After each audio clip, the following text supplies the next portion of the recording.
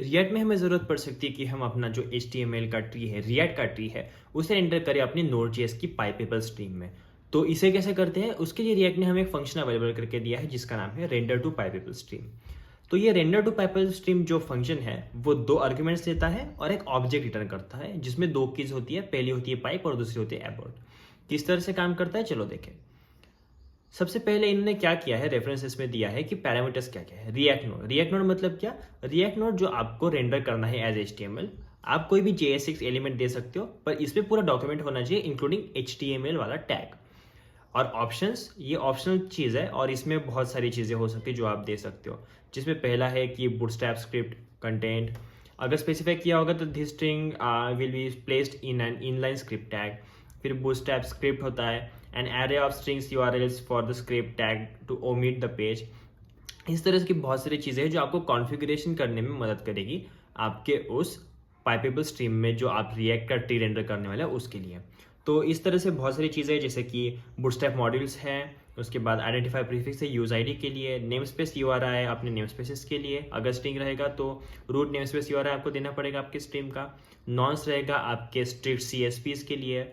आपके on already नाम का एक कॉल बैक रहेगा कि जब सब कुछ रेडी हो जाएगा including shell and additional content, ये क्या होता है हम देखेंगे तो उसके लिए। फिर ऑन एरर मतलब एरर आए तो लिसन करने के लिए। ऑन शेल रेडी मतलब शेल जब रेडी होता है उसके लिए। ऑन शेल एरर मतलब शेल एरर पे अगर कुछ आया तो उसके लिए। और प्रोग्रेसिव चंक साइज मतलब number of bytes in a chunk. ये सारी चीज़ें आप दे सकते हो इसके लिए। सब कुछ ऑप्शनल है, सब कुछ देना ज़रूरी नहीं है, पर अगर ज़रूरत पड़े तो आप दे सकते हो। इस तरह से कुछ है। रिटर्न क्या करता है, पाइप। पाइप मतलब क्या, आउटपुट करेगा HTML into provided writable Node.js stream. Call piping on shell ready if you want to enable streaming और इन all on all ready for crawlers and static generation. मतलब क्या, ऑन शेल रेडी पे call कर सकते हो या फिर ऑन रेडी पे कॉल कर सकते हो। तो आपका क्या होगा, ऑन शेल रेडी पे कॉल किया तो आपका स्ट्रीमिंग होगा, ऑन ऑल रेडी पे कॉल किया तो आपके स्टैटिक जनरेशन होगा। एबॉर्ट क्या करेगा, सर्वर रेंडरिंग को बंद कर देगा और बची हुई चीज़ क्लाइंट पे रेंडर कर देगा। इस तरह से काम करता है। इन्होंने एक एग्जांपल दिया है अपने लिए जो कि इन्होंने अपने Node.js ऐप में ये इंपोर्ट किया। इंपोर्ट करने के बाद इन्होंने क्या किया, रेंडर टू पाइपेबल स्ट्रीम में अपना ऐप दे दिया, कंपोनेंट दे दिया पूरा, और इसमें कुछ ऑप्शन दे दिए जैसे कि बूटस्ट्रैप स्क्रिप्ट स्लैश main.js। मतलब ये क्या है, अपनी बूटस्ट्रैप स्क्रिप्ट है, ये आपके स्क्रिप्ट टैग में एंटर हो जाएगी, वहाँ पे ऐड रहेगी, एम्बेड हो जाएगी। ऑन शेल रेडी मतलब क्या कि आपका शेल बन गया। शेल बनना वगैरह क्या होता है वो हम देखने वाले हैं आगे जाके।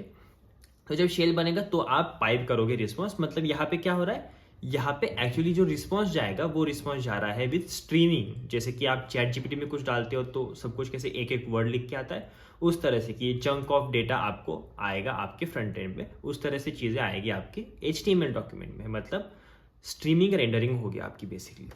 यहाँ पे आप रिस्पॉन्स हेडर्स भी सेट कर सकते हो कुछ इस तरह से, और फिर उसी रिस्पॉन्स को आप पाइप करोगे तो वो पाइप को होके रिस्पॉन्स आपका मिल जाएगा आपके फ्रंट एंड को। ऐप जो है वो इस तरह से लिखा है इंक्लूडिंग HTML, बिकॉज ऐसे ही लिखना पड़ता है।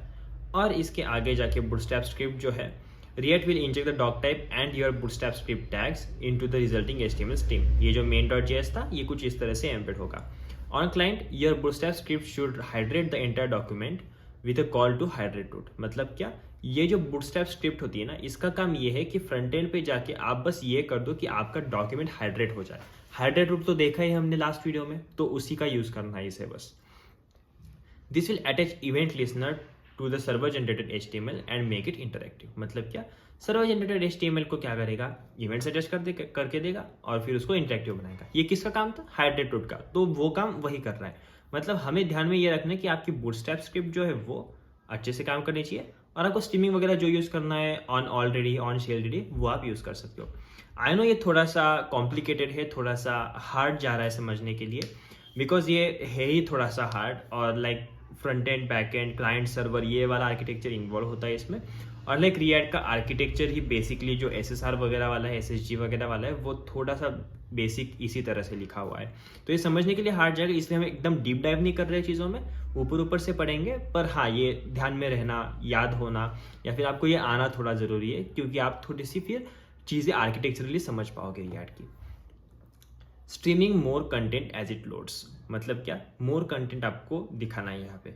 तो इसके लिए तो सबसे ईजी है ना कि आप सस्पेंस बाउंड्रीज यूज़ कर सकते हो, जैसे कि उन्होंने सस्पेंस पे दे दिया तो स्ट्रीमिंग करना है हमें, तो जैसे जैसे आएगा वैसे वैसे लोड होगा, तो सस्पेंस तो वही काम करता है। हमने पढ़ा है सस्पेंस, अगर आपने वीडियो नहीं देखा है तो आप देख सकते हो, चेकआउट कर सकते हो, इसी प्लेलिस्ट में है।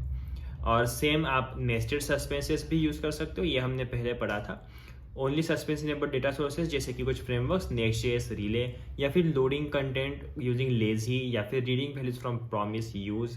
तो इन तरह की चीज़ों को ही सस्पेंस काम करता है, ये ध्यान में रखना है। इसके बाद अगर हम जाए तो on shell ready, by the time on shell ready fires component in nested suspense boundaries might still be loading the data. मतलब क्या, जब तक ये फायर होगा तब तक डेटा लोड होता रहेगा। तो यहाँ पे इन्होंने जो दिया है ना, वो हम एक बार अच्छे से पढ़ लेते हैं कि specific what goes into shell. इससे आपको समझिएगा कि शेल क्या चीज़ होती है। The part of app outside suspense boundaries is called shell. मतलब क्या, सस्पेंस बाउंड्री के बाहर वाला पार्ट। सस्पेंस बाउंड्री कहाँ पे, पहली तो ये है और दूसरी तो ये है। तो देखो, इस सस्पेंस के लिए ये रहा शेल, ये हमारा मेन शेल है। और नेस्टेड शेल कौन सा हुआ, इस सस्पेंस के अंदर वाला, ये वाला। पर एक्चुअली इसको हम शेल कहते भी नहीं है ये, क्योंकि सस्पेंस के अंदर है ना, तो इसलिए मेन शेल जो है वो आउटर वाला, वो ये शेल रहा। शेल मतलब क्या, आउटर कवरिंग जो कि पहले से लगी रखी होगी, और सस्पेंस उसके अंदर एंटर करेगा, बस ये है। It determines the earliest loading state that the user में सी। मतलब क्या, यूजर क्या क्या देखेगा वो उसको पता होता है। मतलब क्या देखेगा, ये चीज़ देखेगा, इसके अंदर ये लोडर दिखेगा, दैट्स इट। इसके अंदर वाले चीज़ को यूजर को पता नहीं है कि क्या होने वाला है। बाकी ये जो स्केलेटन होता है वो आएगा फ्रंट एंड पे। ऑन शेल लोड क्या करेगा, मतलब जब ये शेल लोड होगा, मतलब क्या, बस ये वाली चीज़ आ जाएगी उनके पास, तभी वो कर देगा सस्पेंस बाउंड्री को लोडिंग स्टेट में। मतलब सस्पेंस को पता नहीं चलेगा क्या डेटा आ रहा है, और तभी से आपकी स्ट्रीमिंग स्टार्ट हो जाएगी। इसके बाद इन्होंने कहा है recovering from errors inside the shell. मतलब क्या, शेल के अंदर वाली एरर से रिकवर करना है। This example the shell contents profile layout, profile cover और प्रोफाइल ग्लीमर। मतलब ये लोडर है बेसिकली।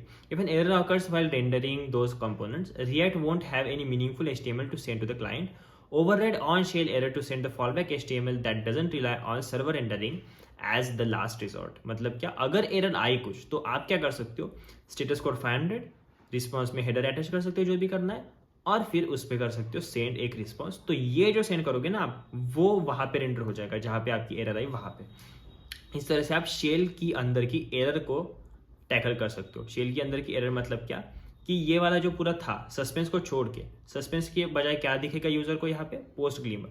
इसमें आई हुई एरर को यहाँ से हम इससे रिप्लेस कर देंगे जो भी हमने दिया है एज अ लास्ट रिजॉर्ट। मतलब आप एरर बाउंड्री वगैरह फ्रंट एंड पे डाल सकते हो, उसको अगर कैच करना होगा फ्रंट एंड पे तो, पर नहीं करना है, यही यूज करना है, तो इस पे फिर आप ये सेंड कर सकते हो।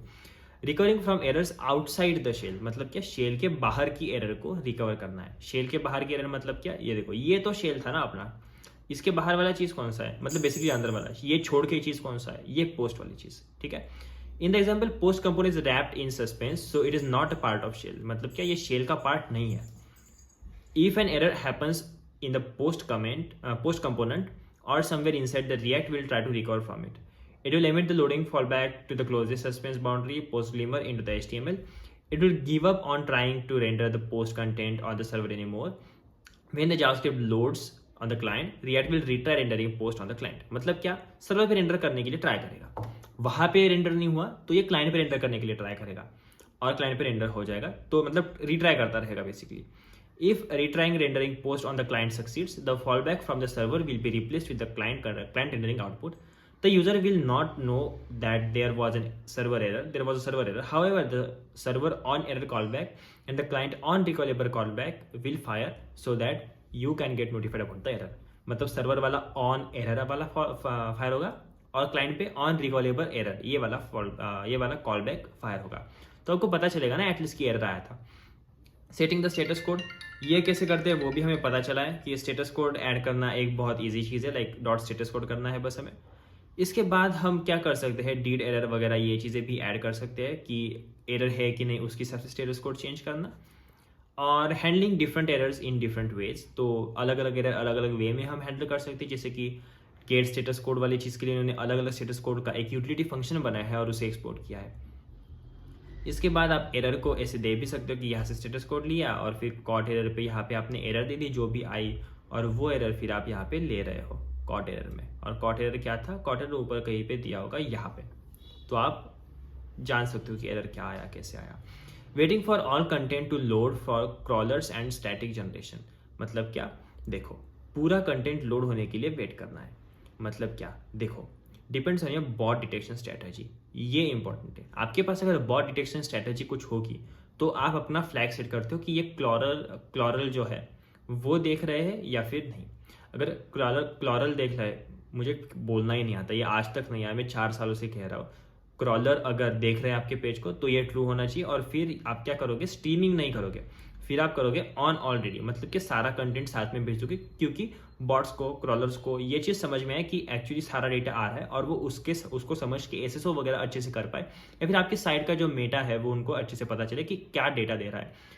इससे फायदा ये होगा कि सर्च इंजन भी आपकी साइट अच्छे से रैंक करेगी, बिकॉज क्रॉलर्स को ये पता है कि कैसी चीज़ें काम कर रही है इस साइट पे, क्या क्या है इस साइट पे एक्चुअली दिखाने के लिए। इसलिए आपको ये चीज़ करनी पड़ेगी।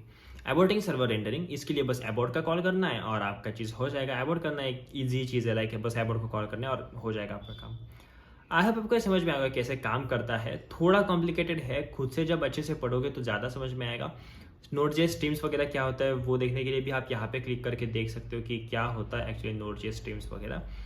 और हाँ, बस इसमें यही है, थोड़ा सा कॉम्प्लिकेटेड है, बस जैसे जैसे आप सीखते जाओगे वैसे वैसे समझेगा।